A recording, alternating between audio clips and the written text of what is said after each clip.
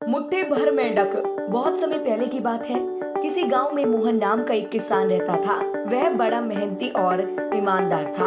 अपने अच्छे व्यवहार के कारण दूर दूर तक उसे जानते थे और उसकी प्रशंसा करते थे। पर एक दिन जब देर शाम वह खेतों से काम कर लौट रहा था, तभी रास्ते में उसने कुछ लोगों को बातें करते सुना।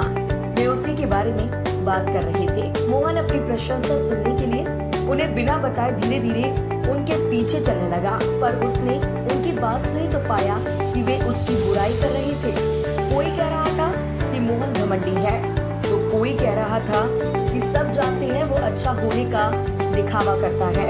मोहन ने इससे पहले सिर्फ अपनी प्रशंसा सुनी थी, पर इस घटना का उसके दिमाग पर बहुत बुरा असर पड़ा और अब वह जब भी कुछ लोगों को बातें करते देखता तो उसे लगता वे उसकी बुराई कर रही हैं। यहाँ तक कि अगर कोई उसकी तारीफ करता तो भी उसे लगता कि उसका मजाक उड़ाया जा रहा है।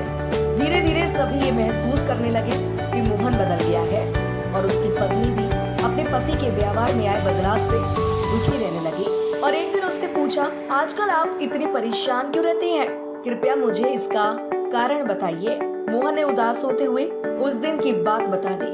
पत्नी को भी समझ नहीं आया कि क्या किया जाए, पर तभी उसे ध्यान आया कि पास के ही एक गांव में एक सिद्ध महात्मा आई हुई है और वो बोली, स्वामी मुझे पता चला है कि पड़ोस के गांव में एक पहुंचे हुए संत आए हैं। चलिए हम उनसे कोई समाधान पूछते हैं। अगले दिन वे महात्मा जी के शिविर में पहुंचे। मोहन ने सारी घटना बताई और बोला, महाराज उस दिन के बाद से सभी मेरी बुराई और झूठी प्रशंसा करते हैं। कृपया मुझे बताइए कि मैं वापस अपनी साख कैसे बना सकता हूँ। महात्मा मोहन की समस्या समझ चुके थे। पुत्र, तुम अपनी पत्नी को घर छोड़ाओ और आज रात मेरे शिविर में ठहरो। मोहन ने ऐसा ही किया, पर जब रात में सोने का समय हुआ तो अचानक ही मेंढकों के टर टर की आवाज आने लगी। मोहन बोला, ये क्या महाराज, यहाँ इतना कोलाहल क्यों है? पुत्र, पीछे एक तालाब है। रात के वक्त उसमें मौजूद मेंढक अपना राग अलापने लगती हैं, पर ऐसे में तो कोई यहाँ नहीं सो सकता। मोहन ने चिंता जताई। हाँ बेटा, पर तुम ही बताओ हम क्या कर सकते हैं? हो सके तो तुम हमारी मदद करो, महात्मा जी बोले। मोहन बोला, ठीक है महाराज, इतना शोर सुन के लगता है इन मेंढकों की संख्या हजारों में होगी। मैं कल ही गांव से 50-60 मजदूरों को लेकर आता हूँ और इन्हें पकड़कर दूर नदी में छोड़ आता हूँ। और अगले दिन मोहन सुबह सुबह मजदूरों के साथ वहां पहुंचा। महात्मा जी भी वहीं खड़े सब कुछ देख रहे थे। तालाब ज्यादा बड़ा नहीं था। 8-10 मजदूरों ने चारों ओर से जाल डाला और मेंढकों को पकड़ने लगे। थोड़ी देर की ही मेहनत में सारे मेंढक पकड़ लिए गए। जब मोहन ने देखा कि कुल मिलाकर 5 से 60 ही मेंढक पकड़े गए हैं, तब उसने महात्मा जी से पूछा, महाराज कल रात तो इनमें हजारों मेंढक थे, भला आज वे सब कहाँ चले गए? यहाँ तो बस मुट्ठी भर मेंढक ही बचे हैं। महाराज जी गंभीर होते हुए बोले, कोई मेंढक नहीं गया। तुमने कल इन्हीं मेंढकों की आवाज सुनी थी। ये मुट्ठी भर मेंढक ही इतना शोर कर रहे थे कि तुम्हें लगा हजारों मेंढक टर टर कर रहे हो।